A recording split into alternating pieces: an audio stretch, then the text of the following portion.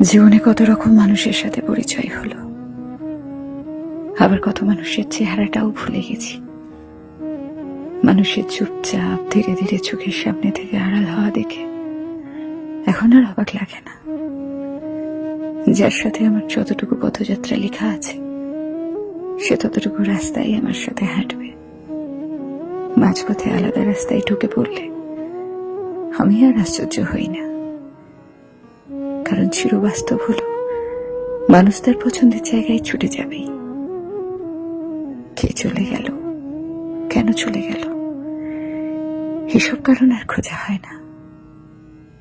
আমার সাথে তার এতটুকু পথ চলাই ছিল, এটাই বিশ্বাস করি, মেনে নি।